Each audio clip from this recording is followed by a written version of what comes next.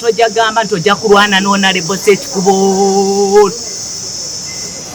Kati ndirida tunakomawo kati otwale Honorable bamwita Richard Lwasande alwana ne Ssekikubo. Alwana nani? Ne Ssekikubo. Ekyo kimanyiddwa. Kati olete Richard Katirima alwane nani? Olete Honorable Sodo alwana ne Shasi Kutesa.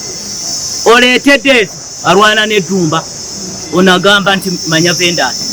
Kati gwe leadership ye tasobola kukwata abantu bano noba wumba naye nobeera nti gwe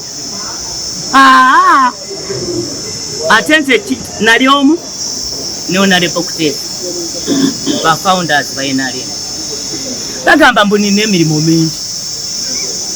mingi ye yalina emirimu nga mingi nyonyonyonyo nensobola kukola nze naye kati nze ndi minisita neka MP ngenda kwera nominated next week ate abantu balina kunonda kakati ye bagamba anifa mu constituency vaamu ataddemu bawa woman MP omukyala MP Mary Begumisa wiva force Begumisa mbanvuganye but it is their right. Kati nze mbagamba kati soke tukubeko omu bwe bankubanga mpumula bwe mbakubanga bawumula ne Lwasande bwakuba Ssekikubo nga wumula Ssekikubo bwakuba Lwasande nga wumula.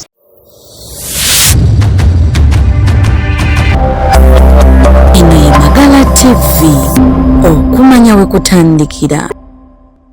Amba bakulembeze besemba bule mulwanye kimara nze ebyokulwana nembikola nembivaako nga bwobula nti omundu nenzizaayo kugombolola kubanga kati nenfuuka liida president nandonda nga minisita nga siraba kiki ekinzizaayo mu ntalo ne Honorable Ssekikubo. Kati gwe musango gwe banvunaana lwaki tokyamulwanyisa?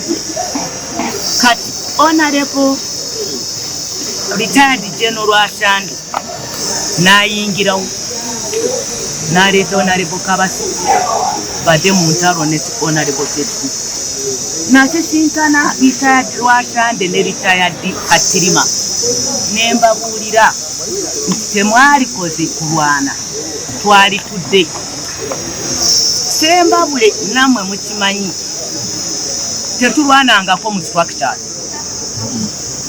kubanga tuba tutuula Honorable Sam ne tumulonda nga mentor waffe nga minister waffe nga taliiwo ne tugabana nti constituency ziri nnya Mawogora North baleeta omubaka ku Main Street, Lwemyaga ereeta omuntu, Mawogora West ereeta omuntu, Mawogora South. Naye ku luno Honorable Kutesa bwe yagambe nti nze mbivuddemu n'aleeta nti kati kulonda kubeewo. Nze ne mugamba nedda bw'ebanga eri enkola yabadde mbi kati tuyite nga chairperson waffe ffenna abayitamu tulabe system ki gyesobola okukozesa nereeta emiki emirembe.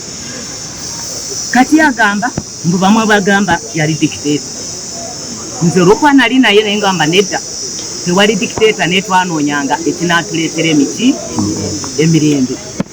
Now kakati tutuuse okunoonya emirembe ngate kati General Katirima aje avuganye nange mu kulonda bwe twakulondanga nga tewabeerangawo okuvuganya oba oyagala tuvuganye era chairman kyamugambe Dr. Tango Toyo lwaki tobayita? Ekyokubiri emyaka gyonna gye tumaze okuva 2010 nga Katirima General Retired tajangako bagambe nti kati tuli mu kuvuganya. Ate gwe Honorable Sam Mwanyinazi wagamba president katoli Mwanyinazi kakati gwe bino byenalemu byembadde nkola naawe ne tutambula olwaleero lwondabye nti namwe mukimanyi chairman bw'abaawo n'avaako ani amudira vice katawo wendeme theologic chairman bwavaako two principle esigale nga principle tuyina okudingana kubanga tojja gamba nti ojja kulwana n'onalebo Sekikubo They renegade on their responsibility as the custodians of the NRM interests. Who is going to protect the NRM interests? Remember, their individual interests nazikuntana ne NRM interests. And when personal interests conflict with organizational interests, by necessity, the organizational interests must prevail. Naekati ba commission HRM okuyimirira mu bwerufu ne basalawo kati protecting interests of the NRM. We hold the elections now or in the future. I can assure you, even if we wait for the future, those elections will not take place because the opponents, our opponents don't have the numbers. They know the numbers we have and they are fearing those numbers. They feared them on 23rd of May when we gathered in Zimbabwe to vote and used flimsy excuses to abort the elections. They are still insisting on using flimsy elections now, reasons now in order to postpone the elections. But remember, every time they postpone, every time they don't make a decision on the roadmap NRM has set forth, they are affecting the NRM. The NRM, the president are being affected. And it is up to the commission to stand firm and say, although your personal interests conflict with the organizational interests, we shall go with the organizational interests. It needs a heart. You need to be firm and take a decision. So we hope that they will soon take a decision.